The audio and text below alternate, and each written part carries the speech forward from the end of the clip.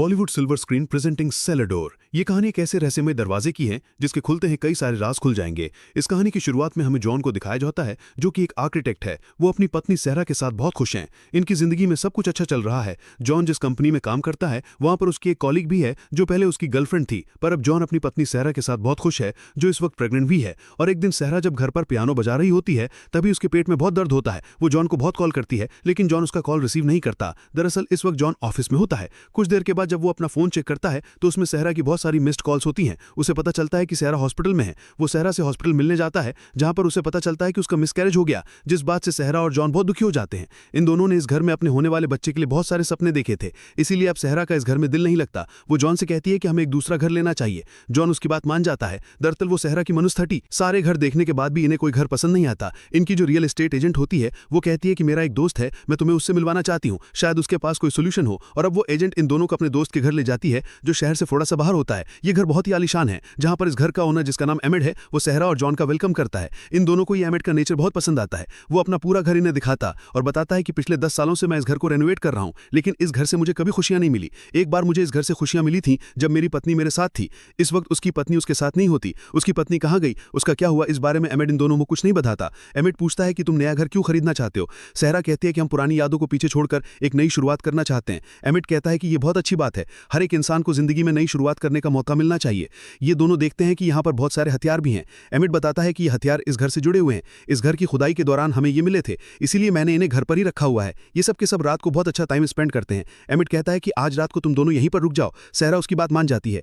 अगली सुबह दोनों के दोनों जब उठते हैं तो ये देखते हैं कि एमिड घर पर नहीं है। उसने इन दोनों के लिए एक लेटर छोड़ा होता है, जिसमें लिखा होता है कि ये घर मैं तुम्हें दे सकता हूँ, यहाँ तुम अपनी जिंदगी की नई शुरुआत कर सकते हो। बस एक ही शर्त है, नीचे एक दरवाजा है जो कि बेसमेंट यानी कि तहखाने का है। उस दरवाजे को कभी मत खोलना। अगर तुमने उस दरवाजे को खोला तो मैं तुमसे घर वापस ले लूंगा, और अगर तुम घर को नहीं खोलते तो तुम हमेशा यहाँ पर रह सकते हो। ये घर तुम्हारा हो जाएगा। सहरा और जॉन को यह बात बहुत अजीब लगती है, लेकिन इन दोनों को ही ये घर बहुत पसंद होता है। ये दोनों यहाँ पर रहना चाहते हैं, लेकिन जॉन के दिमाग में बहुत सारे सवाल होते हैं कि नीचे तहखाने में क्या है, क्यों इन दोनों को दरवाजा खोलने से मना किया गया। सहरा उसे समझाती है कि हमें इस बात से कोई लेना देना नहीं कि वहां पर क्या है। ये बहुत ही आलीशान घर है, हम यहाँ पर अपनी जिंदगी की नई शुरुआत कर सकते हैं। जॉन उसकी बात मान जाता है और अब इनकी रियल एस्टेट एजेंट भी यहाँ पर आ जाती है। दरअसल एमिड ने उसे सब कुछ बता दिया होता है। ये दोनों अब यहाँ पर रहना शुरू कर देते हैं, इसीलिए एक हाउस वार्मिंग पार्टी रखते हैं जिसमें इन दोनों के बहुत सारे फ्रेंड्स आते हैं। यहाँ पर जॉन की वो कॉलीग भी आती है जो उसकी एक्स गर्लफ्रेंड थी। दरअसल जॉन ने उसे इनवाइट नहीं किया था, वो बिना इन्विटेशन के पार्टी में आ गई थी। जॉन उसे अकेले में ले जाता और बताता है कि अब मैं शादीशुदा हूँ, मैं अपनी पत्नी के साथ बहुत खुश हूँ, हमारा जो रिश्ता था वो खत्म हो चुका है। तभी बाहर एक आदमी आता है जिसके हाथ में गैसोलीन होता है। उसकी बॉडी लैंग्वेज, उसके एक्सप्रेशंस को देखकर ऐसा लगता है जैसे वो अपने आप को जलाना चाहता है। तभी वहां पर जॉन आ जाता है। वो बताता है कि पहले मैं भी इस घर में रहा करता था, इससे पहले कि बहुत देर हो जाए सब कुछ खत्म कर देना। ये कहकर वो आदमी वहां से चला जाता है।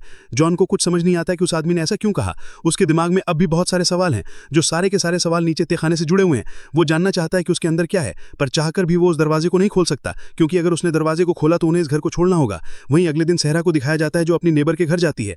उसकी नेबर उसका वेलकम करती है, और जब सहरा अपने घर जा रही होती है तो वो उसे कहती है कि मैं उम्मीद करती हूँ कि तुम इस घर में टिक पाओगी। इसका मतलब ये है कि इनसे पहले भी कुछ लोग यहाँ पर रहने के लिए आ चुके हैं। और सबसे बड़ा सवाल ये होता है कि इतना आलीशान, इतना महंगा घर कोई किसी को फ्री ऑफ कॉस्ट कैसे दे सकता है। वहीं जॉन जब ऑफिस पहुंचता है तो उसकी जो एक्स गर्लफ्रेंड होती है, जो उसकी कॉलीग भी है, वो उस पर आरोप लगाती है कि जॉन ने मेरे ऊपर सेक्सुअल हैरेसमेंट किया है। जॉन को ऑफिस से निकाल दिया जाता है और कहा जाता है कि जब तक हम इसकी इन्वेस्टिगेशन पूरी न कर लें तब तक तुम ऑफिस नहीं आ सकते। जॉन ये बात अपनी पत्नी सहरा को नहीं बताता। वो अक्सर घर पर ही रहता है और सहरा को शक न हो इसीलिए कभी कभी वो बाहर चला जाता है।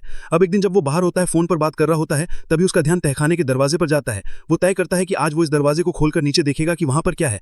वो उसे खोलने की कोशिश करता है। इस कोशिश में उसके हाथ पर चोट भी लग जाती है, जिसके बाद वो दरवाजे को नहीं खोलता। रात को जब वो सहरा के साथ डिनर कर रहा होता है तो वो कहता है क्यों ना हम उस दरवाजे को खोलें। वैसे भी अगर हमने दरवाजा खोल दिया तो एमिड को कैसे पता चलेगा कि हमने दरवाजा खोला था। सहरा इस बात पर नाराज हो जाती है। वो कहती है कि तुम्हें इस बात को भूलना होगा कि तहखाने में क्या है, हमें इस बात से कोई लेना देना नहीं कि वहां पर क्या है। ये बहुत ही आलीशान घर है, हम यहाँ पर अपनी जिंदगी की नई शुरुआत कर सकते हैं। जॉन उसकी बात मान जाता है। अब अगले दिन जॉन के घर में पुलिस इन्वेस्टिगेशन करने के लिए आती है, जहां पर जॉन से कई सारे सवाल पूछे जाते हैं। जॉन सभी सवालों का सही सही जवाब देता है। वो कहता है कि पहले मेरे रिश्ते थे, लेकिन अब मेरा उससे कोई रिश्ता नहीं था। साथ ही उसने मेरे ऊपर झूठा सेक्सुअल हैरेसमेंट का आरोप भी लगाया था, जो कि पूरी तरह से गलत था। उसकी पत्नी सहरा ये सब कुछ सुन लेती है, इसीलिए पुलिस के जाने के बाद इन दोनों के बीच में आर्गुमेंट होते हैं। वहीं जॉन अब जानना चाहता है कि तहखाने में क्या है। दरअसल बार बार उसके दिमाग में तहखाने को लेकर बहुत सारे सवाल आ रहे होते हैं, इसीलिए वो इस घर के पहले ओनर के पास जाता और पूछता है कि तहखाने में उस सेलर डोर के पीछे क्या है, मैं जानना चाहता हूँ। वो बताता है कि ये घर श्रापित है, मैंने अपनी पत्नी के साथ यहाँ पर बहुत अच्छा वक्त बिताया था, लेकिन बाद में हम दोनों का डाइवोर्स हो गया। तुम उस दरवाजे को मत खोलना, अगर तुमने दरवाजा खोला तो तुम्हारा कॉन्ट्रैक्ट टूट जाएगा, तुम्हें उस घर से जाना पड़ेगा। दरअसल वक्त बीतने के साथ साथ पॉल की दिमागी हालत कमजोर हो चुकी है। जॉन को अपने सवालों का जवाब नहीं मिलता, इसीलिए वो तय करता है कि किसी भी कीमत पर वो तहखाने के दरवाजे को खोलेगा। वो घर जाकर उस सेलर डोर का तहखाने का दरवाजे का ताला तोड़ देता है, पर इससे पहले कि वो उस दरवाजे को खोले, सहरा पीछे से आकर उसके सर पर वार करती है, जिससे वो बेहोश हो जाता है। और जब उसे होश आता है तो घर के अंदर होता है, सहरा उसके सामने होती है। वो पूछता है कि तुमने ऐसा क्यों किया। सहरा कहती है कि अगर तुमने उस दरवाजे को खोला तो मेरे बहुत सारे राज खुल जाएंगे। वो समझ जाता है कि उसकी कॉलीग को और किसी ने नहीं बल्कि सहरा ने ही मारा है। जॉन पूछता है कि तुमने ऐसा क्यों किया। सहरा कहती है कि उस दिन वो हमारे घर पर आई थी और वो कह रही थी कि जो कुछ आज तुम्हारे पास है उस सब पर मेरा हक होना चाहिए था। मैंने उसे ऐसा कहने से मना भी किया, लेकिन वो बार बार एक ही बात को बोल रही थी और धीरे धीरे मेरी तरफ बढ़ रही थी। इसीलिए मेरे हाथ में जो गन थी मैंने उससे गोली चला दी, जिससे उसकी मृत्यु हो गई। दीवार पर जो गोली जॉन को मिली थी वो गोली उन्हीं गोलियों में से एक थी जो उसने जॉन की एक्स गर्लफ्रेंड यानी कि कॉलीग के ऊपर चढ़ाई थी। वो बताती है कि उसे मारने के बाद उसकी बॉडी को मैंने नीचे बेसमेंट में छुपा दिया, जिसके बाद मैं उसकी गाड़ी लेकर यहाँ से निकल गई और जंगल के बीचों बीच छोड़ दिया।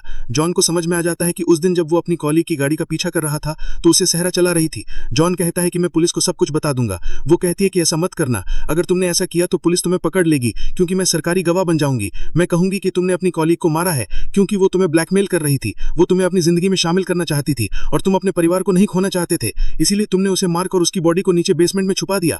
पुलिस मेरी हर एक बात को मानेगी क्योंकि हर एक बात तुम्हारे खिलाफ जाती है।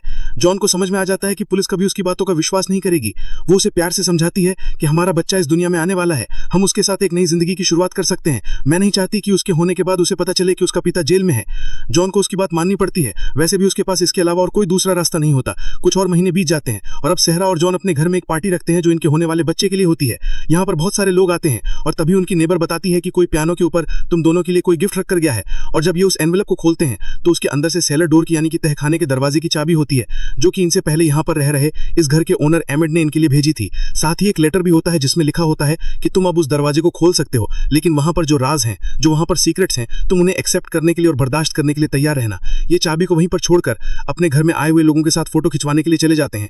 फोटो में हर कोई खुश है सिवाय जॉन के, क्योंकि अब भी उसके दिमाग में बहुत सारे सवाल हैं। दरअसल ये पूरी कहानी इंसानों की फितरत, उनकी सच्चाई को बताती है।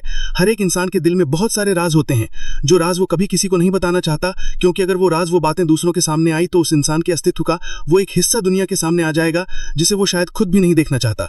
और ऐसे राज, ऐसी बातें हर एक इंसान की जिंदगी का हिस्सा होती हैं, जिन्हें वो ताला लगाकर अपने दिल के अंदर हमेशा के लिए कैद रखता है, जिसकी चाबी वो कभी किसी को नहीं देना चाहता, क्योंकि वो नहीं चाहता कि कोई भी उन्हें देखे। सेलर डोर भी उसी चीज को रिप्रेजेंट करती है, जो एक तरह से इंसानों की जिंदगी का, उनके दिल का वो हिस्सा है जहां पर वो कभी नहीं चाहते कि कोई भी उसके अंदर झांके, किसी को भी उसके बारे में पता चले। आपकी इस बारे में क्या राय है, कमेंट बॉक्स में जरूर लिखें। उम्मीद करते हैं कि आपको ये कहानी पसंद आई होगी।